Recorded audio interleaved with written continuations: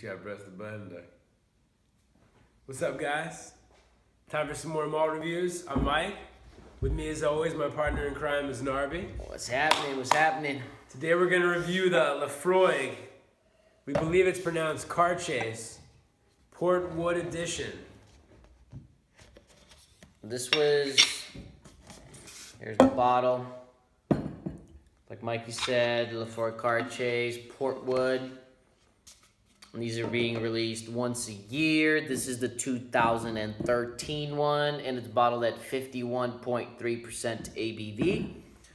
Wanted to review this because it's very hard to find now. It's been sold out at almost everywhere, but there are random stores. If you really want to dig around, there are some of these left around, and if you could find it for around the original price, which was around $100, it's a damn good whiskey for $100, so we wanted to go ahead and review this guy. So let's pour ourselves a little dram here. And not sure what the aging on this is, but I would assume it's not aged for a very, very long time. And when you're talking about Laphroaig, it doesn't really need to be.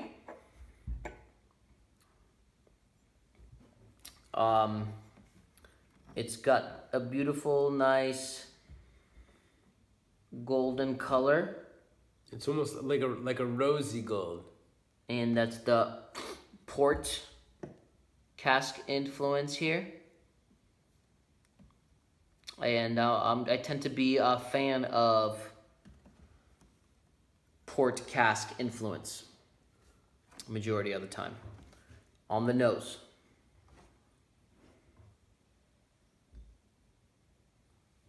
it's definitely got some rich, beautiful Laphroaig peatiness. Definitely know right away what kind of whiskey we're talking about.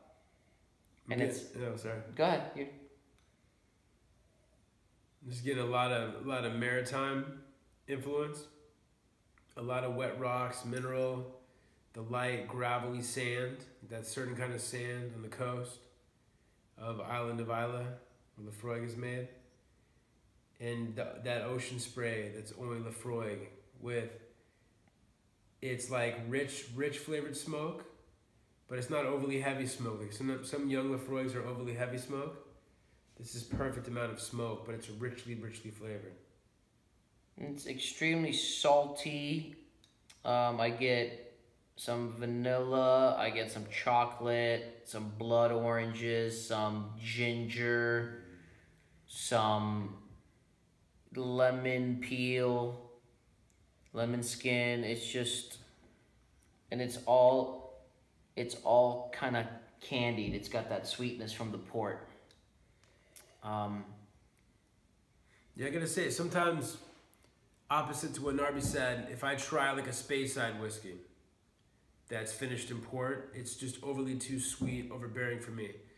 But this like charcoal, smoky, kind of maritime, sea spray, salty Laphroaig with that sweet port, I think it's a far enough spectrum of flavors that's mixing together perfectly. So I'm getting like crazy salty but juicy caramelized fruits and a lot of gummy bears as well. In between the spectrum, salted as well from the Laphroaig influence.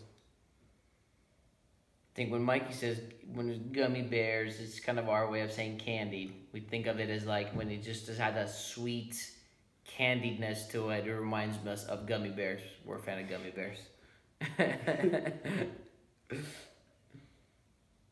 This is really unique. It's really special. We haven't had it in a while. We knew it was special, which is the reason why we wanted to review it. But hadn't had it in a while, and it's a treat. Definitely. You know, it's kind of sad when you say, oh, it's a bargain, it's only $100, or it's only, you know, 50 to plus pounds or whatever it is, and it's a lot of money for an alcoholic beverage, right?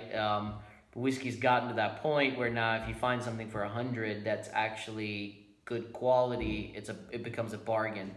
And it's just kind of what's happening in the Scotch world, where 10 years ago, $100 for a bottle, you were getting some of the very, very finest whiskey money can buy, you know? It's crazy that's the point that it's gotten to, and we've gotten immune to that. So it's kind of like, you want a good bottle of whiskey, you gotta spend the money nowadays. So always nice to find something that's not too expensive, that's very delicious. On the palate.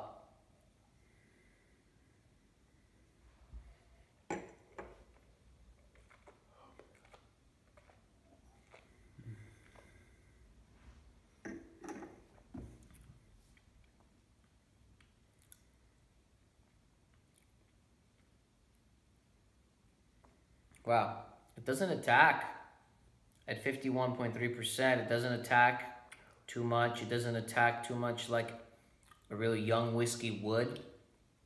It's mellowed out.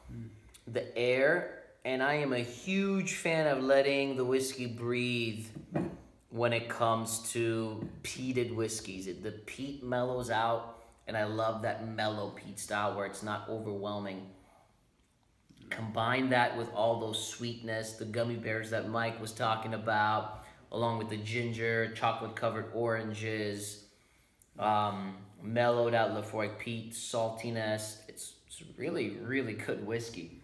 Really good, salted but sweet, naturally sweet pink grapefruit, which is very hard to find. Some of my favorite older Bowmores have this unique pink grapefruit that when a whiskey can produce that automatically gets a lot of points with me. And it's got, you definitely know it's a Laphroaig. There's that saltiness, that maritime, that smokiness, that Isla influence in the background, but the port versus the sherry really, really comes out because the smoke is so strong that when you have the exact opposite spectrum, no matter how sweet you make it, you can't make it too sweet. There's all these amazing flavors that they're just the right amount of sweetness, like dessert flavors, but still with all the fruit in there, that saltiness, that maritime influence. Wow. Really good, huh? Really, really impressive. Yeah, and the finish is nice and long, and I don't want to add any water. I'm not going to add any water because great drinking strength. Yeah, because it's almost like the air in the bottle from it's just been sitting here with a bunch of air for a long time. A lot of people ask us, when does a whiskey go bad? You have to try your whiskey. There's no correct answer to that. And if someone tells you you can only have your whiskey open for 6 months and then it goes bad, drink it within the first 6 months, it's incorrect. Maybe in their experience that's the way they feel, fine, but this whiskey's been open for a couple years, and I can tell you right now that it's better today than it was when it was first opened. So sometimes a whiskey will get down to this point and it'll flatten out. So if you don't drink it for a long, long time, and all of a sudden you try it and it tastes flat, and you will be very disappointed. So my suggestion is, don't wait a long, long period of time without trying it. And then when it gets to this point, if you start noticing the quality dropping and you don't like it, you don't think it's the same, and it's about to get to that point where it's not the same, then you transfer it into smaller vials, okay? Because I could transfer this amount right here into, let's say, 2 smaller vials that are 2 ounces each, and then there won't be any air, and it'll stay the way it is. So that's just the way we go about it. You don't need to panic. Whiskey's fine in there, and just keep trying it. And if it's not gone bad and you still enjoy it just as much, if not more, then leave it as is. In my experience, I'm a little bit more careful with the sherry monsters, because those I tend to feel like once it gets down to this point, it tends to flatten out a little bit, but just in my experience. Anyways, we've tried this whiskey many times. We kind of already knew what we were going to score it, so don't need to further analyze it. For me, this is a great whiskey, and I'm going to give it a 90 out of 100. How do you score it, Mikey? I give it a 92 out of 100. You heard it from Mike. He's giving it a 92 out of 100. I'm giving it a 90 out of 100. You factor both of those scores in, it makes it a 91. If you can find this whiskey, and if you can find it for its original price, buy it.